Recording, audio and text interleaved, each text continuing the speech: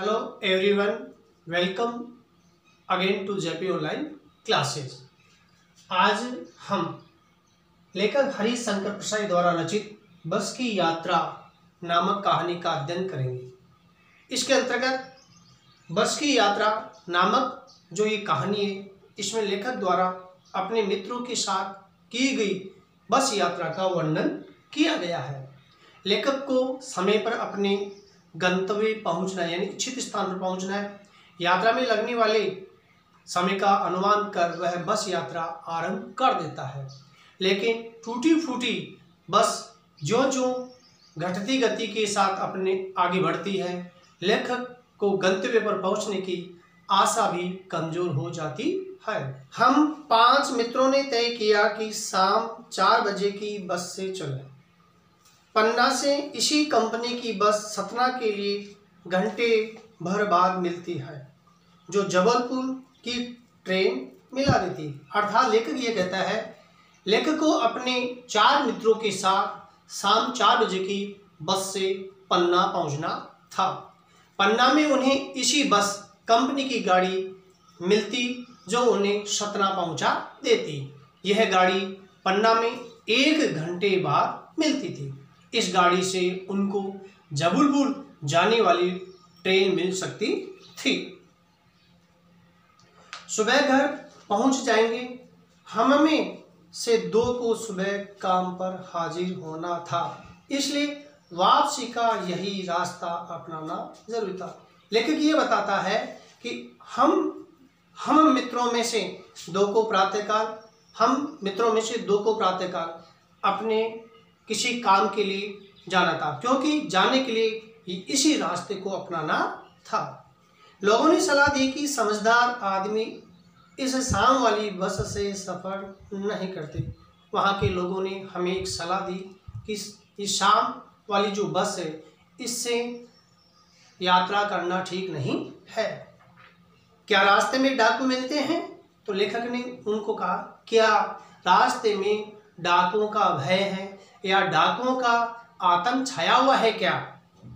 नहीं, बस डाकिन है। उन लोगों ने कहा कि बस क्या है? बस डाकिन है, अर्थात ये जो बस है जैसे ही चलेगी, क्योंकि ये टूटी फूटी है, टूटी फूटी होने के कारण से यह रास्ते में कहीं भी रुक सकती है, इसलिए आपकी यात्रा में संकट पैदा हो सकता है।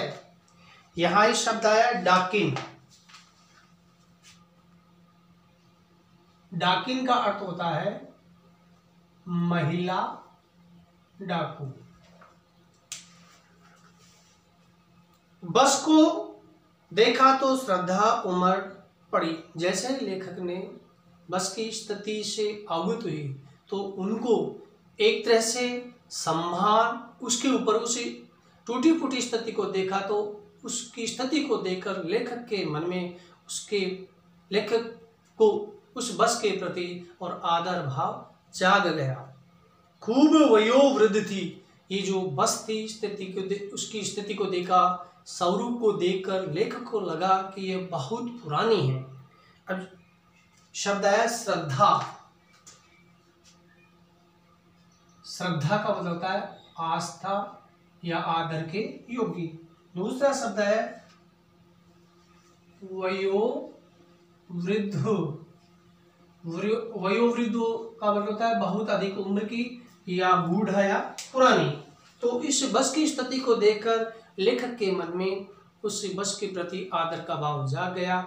इसके साथ ही उन्होंने देखा कि ये बस बहुत पुरानी है, सदियों के अनुभव के निशान लिए हुए थे, क्योंकि ये टूटी फूटी होने के कारण से ऐसा महसूस किया जा रहा था कि ये बस बहुत ही पुरानी है, क्योंकि जगह जगह से टूटी फूटी होने के कारण से उसकी स्थिति को देखकर लेखक को मन में हो रहा था कि ये बस बहुत पुरानी है। लोग इसलिए इससे सफ़र नहीं करना चाहते थे कि वृद्धावस्था में इसे कष्ट होगा। अब लेखक को अनुभव हुआ कि हो सकता है ये बस बहुत ही पुरानी है। पुरानी होने के कारण से इसको श्रद्धा के भाव से देखा जा रहा था, और लोग पुरानी होने के कारण से अपना जो सफ़र या गंतव्य स्थान पर जाना तय किया गया था या कहीं भी उनको आना जाना होता था तो इस बस से वो नहीं जाते थे। क्यों? हो सकता है लेखक ने अनुभव किया, क्या अनुमान लगाया कि ये बस जो है बूढ़ी है, पुरानी है, इससे हो सकता है परेशानी हो। ये बस पूजा के योग्य थी, अर्थात जैसे ये बहुत ही पुरानी होने के कारण से ऐसा महसूस किया गया कि ये सैकड़ों वर्ष पुरानी है। सैकड़ों वर्ष पुरानी होने के कारण से लेखक और उनके साथियों के द्वारा ये महसूस किया गया कि वास्तव में ये इसको केवल पूजा जा सकता है, जैसे कोई मंदिर हो या कुछ प्रार्थना स्थल हो जहां हम पूजा करने के लिए बैठते हैं, तो हम ऐसा महसूस किया गया कि ये बस जो है पूजा के योग्य है। उस पर सवार कैसे हुआ जा सकता है, क्योंकि ये बस जो है पुरानी है, टूटी फूटी है। स्थिति को देखकर ऐसा महसूस किया जा सकता था कि हम इसमें सवार होकर आगे अपने गंतव्य तक कैसे पहुंच सकते हैं। अब इसमें जैसे कुछ शब्द आए हैं, वयोवृद्ध मैंने बता ही दिया। अनुभव का मतलब होता है तजुर्बा। अनुभव, तजुर्बा। वृद्धावस्था,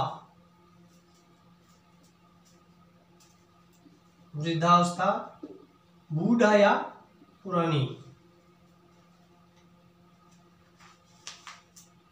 बस कंपनी के एक हिस्सेदार भी उसी बस से जा रहे थे। लेखक ये बता रहा है कि जिस शाम वाली बस से हम सफर कर रहे थे, जैसे हम सफर कर रहे थे उसी बस कंपनी के जो हिस्सेदार थे, भागीदार लेने वाले, क्योंकि समूह होता है बसों का एक, जिसको एक कंपनी कहा जाता है।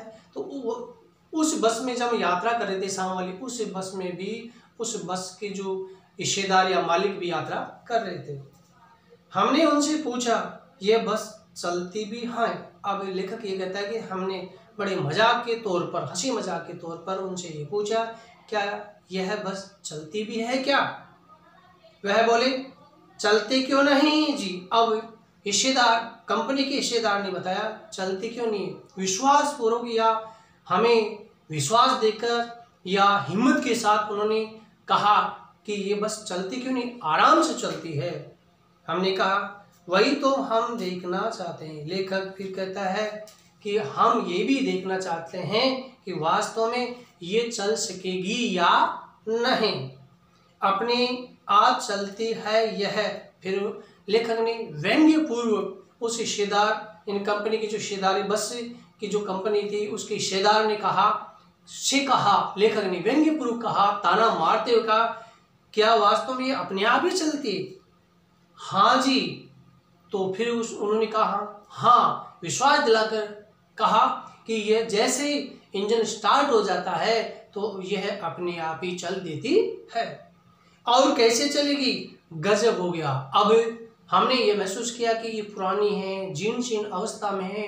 तो लेखक ये कहता है कि आश्चर्य करता हुआ कहता कि ये चलेगी कैसे? ऐसी बस अपने आप चलती है। ऐसी बस किस प्रकार से चल सकती है? क्योंकि बिल्कुल पुरानी है, जीर्ण शीर्ण अवस्था में है, टूटी फूटी है, तो ये अपने आप कैसे चल सकती है? हम आगा पीछा करने लगे, हम अब हिचकिचाने लगे, परेशानी से युक्त हो गए, क्योंकि हमें निश्चित समय पे हमें अपने स्थान पर जाना था। दुविधा की स्थिति आ गई। डॉक्टर मित्र ने कहा डरो मत, चलो।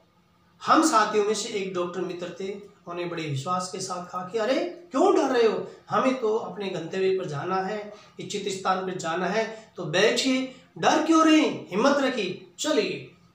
बस अनुभवी, अरे ये जो बस है कई 100 वर्ष पुरानी है। 100 वर्ष पुरानी होने के कारण से ये आराम से चल सकती है और अनुभव है इसका, अर्थात ये अभ्यास से युक्त है। नई नवेली बसों से ज़्यादा विश्वसनीय है। और नई नई जो बसें होती है, इसमें शब्द आया नवेली। नवेली का मतलब होता है नई,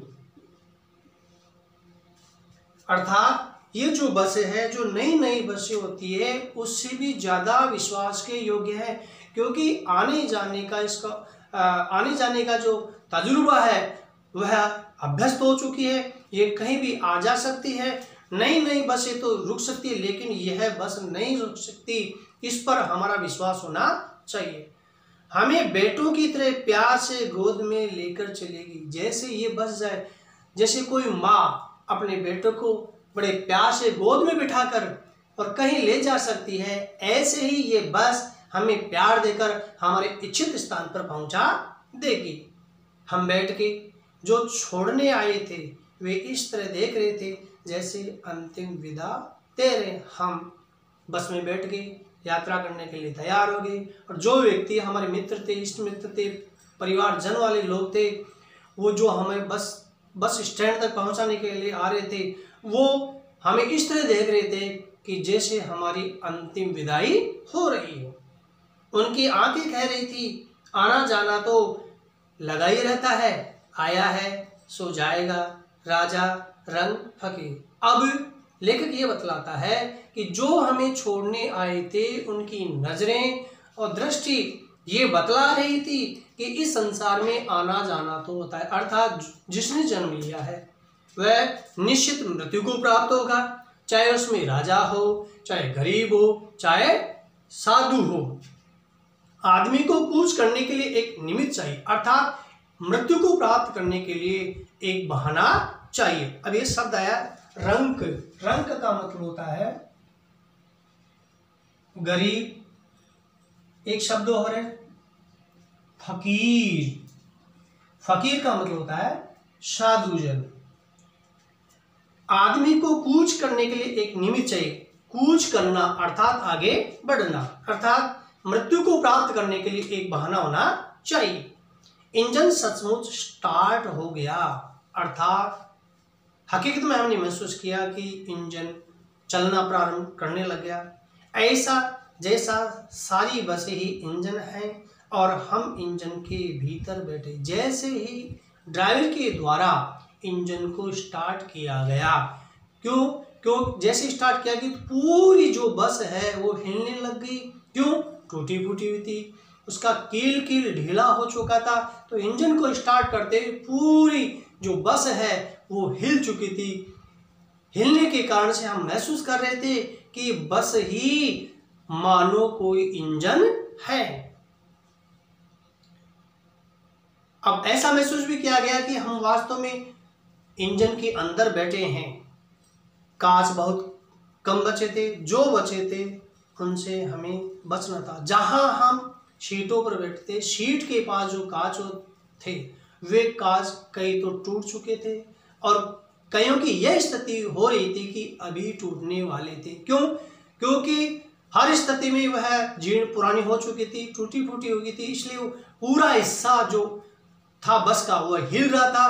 तो बचे हुए जो सीट के पास में जो कांच थे वे भी टूटने वाले थे, इसलिए हमें उनसे बचना या सावधान रहना जरूरी था। हम फौरन खिड़की से दूर सर गए। जैसे ही बस स्टार्ट हुई और स्टार्ट होने के कारण से वे हिलने लगे और जहां हम बिल्कुल सटाकर बैठे हुए थे, कांच के सटाकर बैठे हुए थे, तो हम वहां से एकदम हट गए। क्यों हट गए? क्योंकि हमें कांच से बचना था। इंजन चल रहा था, हमें लग रहा था कि हमारी सीट के नीचे इंजन है।